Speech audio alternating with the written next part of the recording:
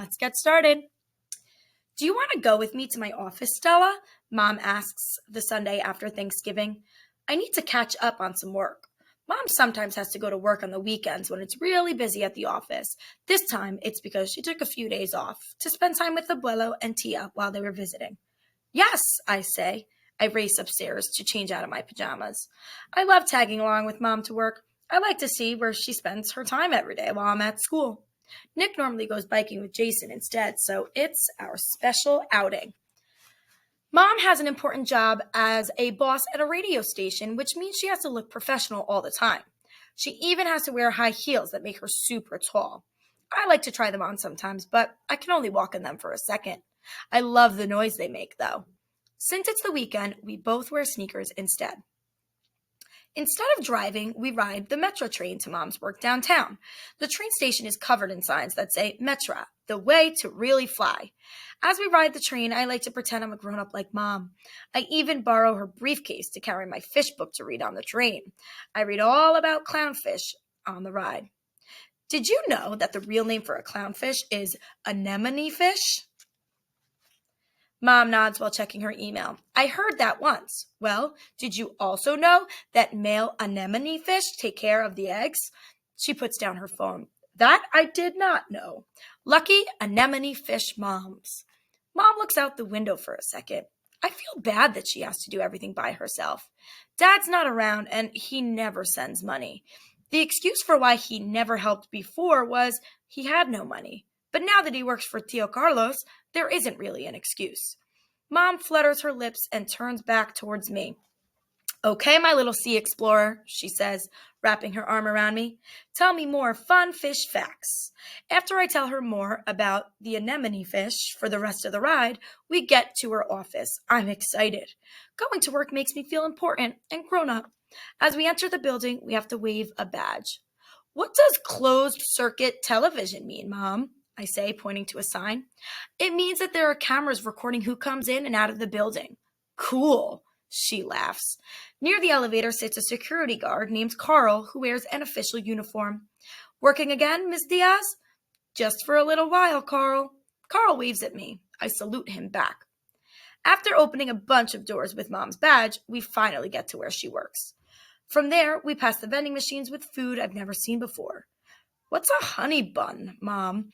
My face is pressed up to the glass. I'm not sure. Honestly, it's an American thing. I've never had it. Can I try it? I ask, pressing my face closer. Maybe another time. Mom keeps walking, and I have to run to catch up with her. Near the vending machines is a whole kitchen with a refrigerator and a bunch of tables. Do you eat here, Mom? Sometimes. Many times I have business lunches, or I eat in my office. As we continue to walk to her office, we pass all kinds of computer equipment. There are huge photocopy machines with so many buttons I want to push and levers I want to pull, but I don't. Then we walk past the DJ booths where all the people who talk on the radio work. There are even more buttons here, ones that light up too. I recognize the voice of the DJ, but we don't really listen to this radio station too much in the car. Mom likes listening to salsa and classical music instead. That's when I notice a man in the booth. He steps out for a second and says, Buenos dias, señora. Hola, she says. Nacho, ella es mi hija Stella. Mom introduces me to Nacho. I turn roja and hide behind Mom. He laughs and says, Mucho gusto, Stella. I know that means nice to meet you. So to be polite, I say quietly, Sí, igualmente. Then I run ahead of Mom, and finally we get to her office. I love Mom's office. I usually like to lie on her couch or sit across from her desk pretending that I'm her assistant. I also like going through all her cabinets and drawers. I don't think she always likes that, but I can't help it. What do you want to do while I'm working, Stella? She says as she turns her computer on. She looks a little stressed out. I pause, closing a drawer full of Post-it notes and pens. Then I get a great idea. Can I write a story, Mom? See, she says. While she works in her office, I decide to go to an empty cubicle. I get office supplies from the supply closet and grab every color pen they have. Then I get down to work. I decide today I'm going to write about the pirate Captain Rob and his sidekick, Monkey. Nick and I like to pretend we're pirates when we're swimming, so I dedicate it to Nick at the beginning. I try to make it as close to a real book as possible. I put in a title page, and I even write a biography for myself at the end. When I'm done, my book is 10 pages long with drawings. I tiptoe to Mom's office. She's typing away at her computer while chewing on a pen. Mom? Mande, Mom says, looking distracted. I finished my story.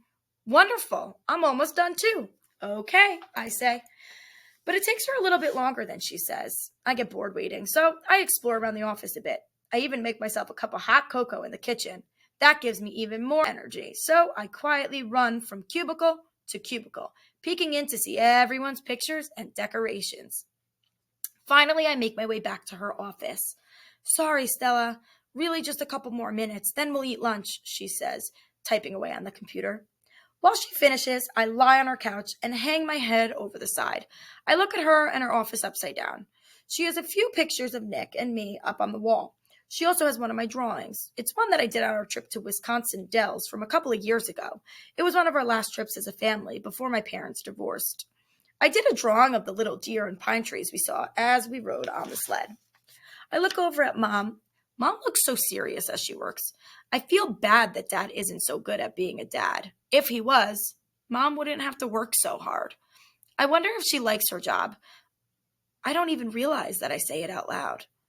It's a fun job. Sometimes it's too long, she says. And I'd rather be home with y tu hermano. Or on the beach, she winks. Enough work anyway. Show me your book. I walk over to her. Be prepared to be amazed. It's the best thing I've ever done. I'm sure it is.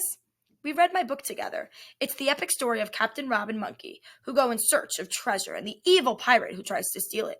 The story ends with a cliffhanger because I plan on writing a sequel. When we're done reading, she spins her chair to face me and gives me a hug.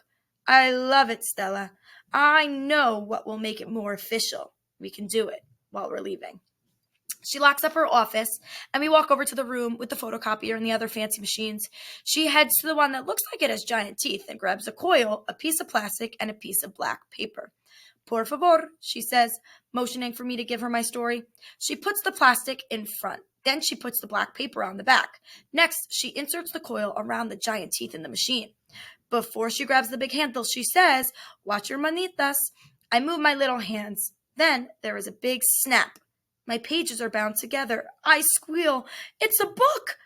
When I go to school the next day, I walk over to Miss Bell's desk before the class starts. I wrote a story over the Thanksgiving break, Miss Bell.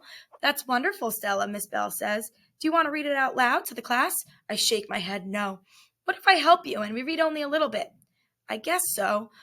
I'm really proud of my story and I do want to share it with the class. I just don't want to have everyone looking at me.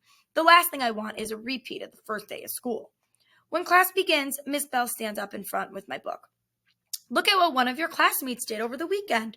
Stella drew and wrote a whole story just for fun. It's called Captain Rob and Monkey. She starts flipping through the pages. I feel roja. Cool. Pirates, says Stanley. Miss Bell starts reading my story and it actually sounds pretty good. Then she looks over to me. Stella, would you like to read a paragraph? I get up. I'm shaky. I read the paragraph quickly and never look up the whole time. Then I sit back down. Thank you, Stella. I think you did a great job, she says as she hands me back my book. This relates perfectly to our animal project. Class, you've all been working hard researching. Well, there is a new part to the project. You all will be presenting the projects to the class. You'll have to talk for 5 minutes each and show us everything you learned about your project. Now, everyone knows that just talking in front of the class can be a little boring, so I want you to make the presentations fun and exciting. Like costumes? Asks Ben. Yes, you can wear costumes. You can do a dance. Anything is possible. I'm going to wear my equestrian outfit, says Jessica. Her family owns a horse, so naturally she's doing her project on horses. As the whole class starts talking, I get extra quiet. Now I have to do a whole presentation with complete sentences, and it's supposed to be entertaining. Maybe if I wear a giant sheet on my head, it will be less scary. Then I look down at my book. Maybe it won't be so bad. I made it through reading a paragraph in front of the whole class and didn't stumble at all. That's way better than the first day. Maybe I can do this. I see Stanley looking at me. Then I see Jessica, who looks carefree and even excited about the presentation. Nope, I have a feeling this story isn't going to end well. Thank you so much for listening, my friends, and I can't wait to continue.